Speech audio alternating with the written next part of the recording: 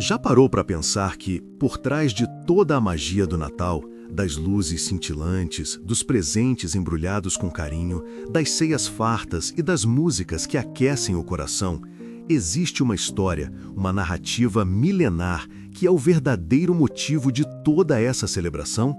Uma história tão poderosa que mudou o calendário, a cultura e a forma como a humanidade se relaciona com a esperança?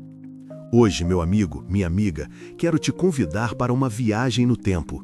Vamos desvendar juntos a história mais incrível de todas, o nascimento de Jesus, o epicentro do Natal.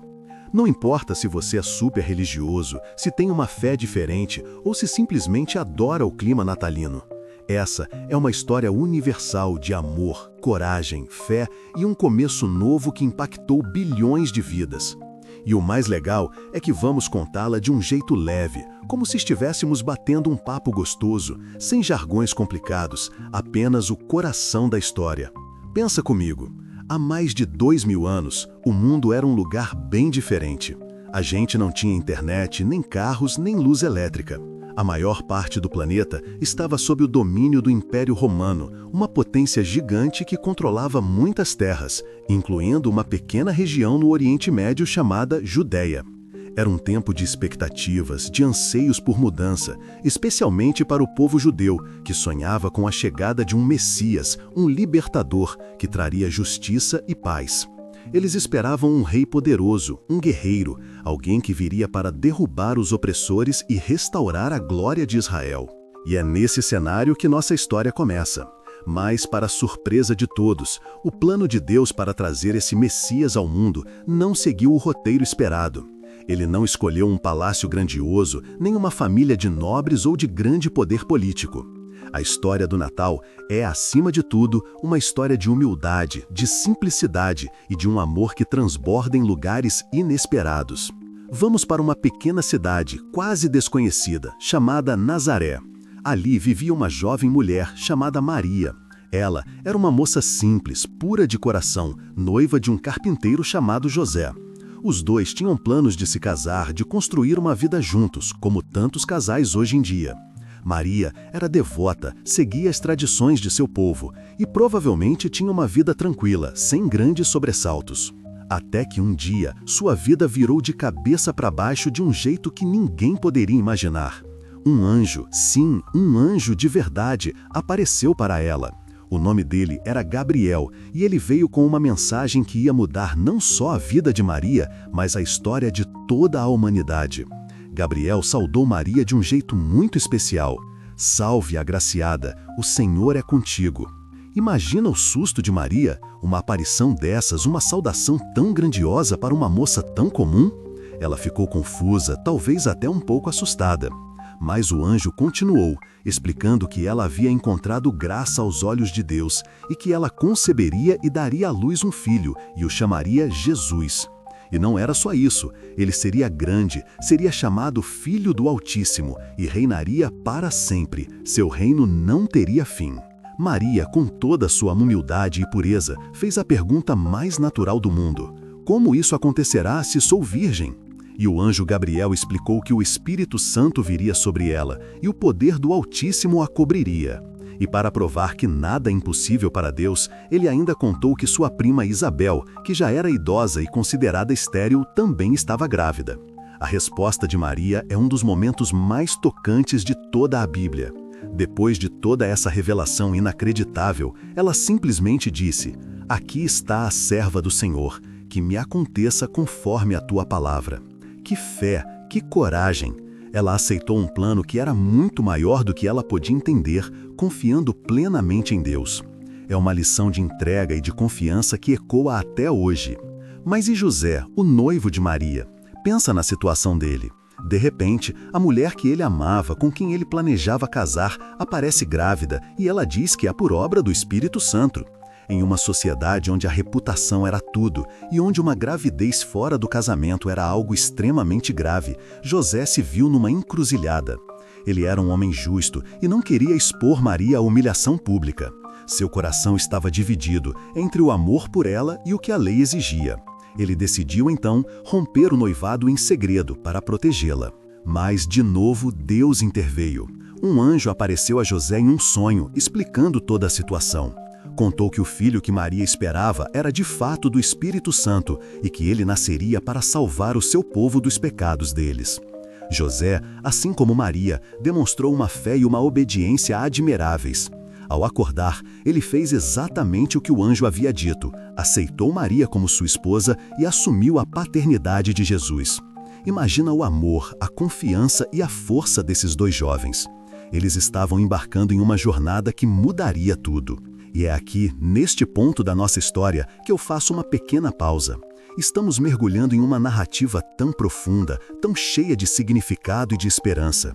Se você está gostando dessa viagem no tempo e se sentindo conectado com essa história incrível, quero te fazer um pedido especial. Esse canal foi feito para compartilhar mensagens de fé, de inspiração e de conhecimento. Então, se você ainda não é inscrito, por favor, clique no botão de inscrever-se aqui embaixo.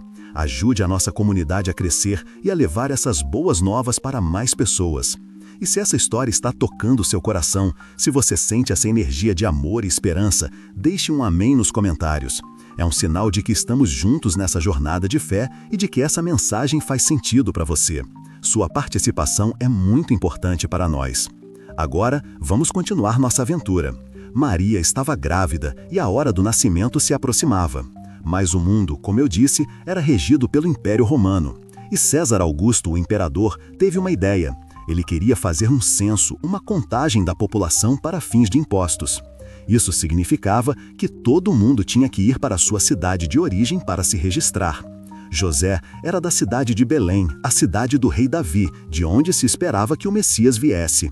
Então, Maria e José, com Maria em estado avançado de gravidez, tiveram que fazer uma viagem. E não era uma viagem de carro, viu? Era uma jornada longa, difícil, provavelmente a pé ou montados em um jumentinho, de Nazaré até Belém. Cerca de 150 quilômetros de estradas empoeiradas, sob sol quente ou frio, com as dores e o desconforto da gravidez. Imagina a exaustão, a preocupação, mas também a fé que os movia. Eles sabiam que estavam cumprindo um propósito maior. Quando finalmente chegaram a Belém, a cidade estava lotada. Por causa do censo, muita gente tinha vindo para se registrar. Eles bateram de porta em porta procurando um lugar para ficar. Pensaram nos hotéis da época, que eram mais como estalagens, pousadas simples. Mas não havia vaga em nenhum lugar. Não há lugar para eles na hospedaria, diz a Bíblia. Essa frase é um dos símbolos mais fortes do Natal. O Salvador do mundo estava prestes a nascer e não havia um quarto sequer para ele. Finalmente, em um ato de compaixão, ou talvez por pura necessidade, um estalageiro ofereceu a eles um lugar. Não era um quarto, nem uma cama macia. Era um estábulo, um lugar onde os animais ficavam. Um lugar simples, cheio de palha e de animais, sem luxo, sem conforto. E foi ali, entre os animais, na simplicidade e na humildade mais profundas, que Jesus nasceu. Maria deu à luz seu filho primogênito. Ela o enrolou em panos e o deitou numa manjedoura, que era, na verdade, um coxo de onde os animais comiam. Pensa na cena. O Criador do Universo, o Rei dos Reis, nascendo em um lugar tão despojado, tão singelo. Não houve desfile, nem tapete vermelho, nem fanfarras. Apenas a quietude de uma noite estrelada, o som dos animais e o choro de um bebê. É uma imagem que nos lembra que a verdadeira grandeza muitas vezes se encontra na simplicidade, na humildade, que o maior presente para a humanidade veio de um lugar completamente inesperado. Mas a chegada desse bebê, mesmo que discreta para todos, não passou despercebida para todos. Longe dali, nos campos próximos a Belém, alguns pastores estavam cuidando de seus rebanhos à noite. Os pastores eram pessoas simples, humildes, que viviam à margem da sociedade. Não eram considerados importantes. E são para eles que a grande notícia é anunciada primeiro. De repente, a noite escura foi iluminada por uma luz gloriosa. Um anjo do Senhor apareceu diante deles, e o brilho da glória de Deus os envolveu.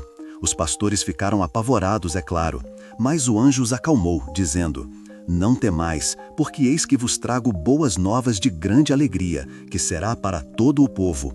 Pois, na cidade de Davi, vos nasceu hoje o Salvador, que é Cristo, o Senhor. E isto vos será por sinal: achareis o menino envolto em panos e deitado numa manjedoura." E como se não bastasse, de repente, uma multidão de anjos celestiais apareceu, louvando a Deus e dizendo: Glória a Deus nas maiores alturas, e paz na terra entre os homens a quem Ele quer bem. Imagina, meu amigo, aquele espetáculo de luzes e sons angelicais para um grupo de pastores no meio do nada. Eles não eram reis, nem sábios, nem governantes, eram os mais simples dos simples.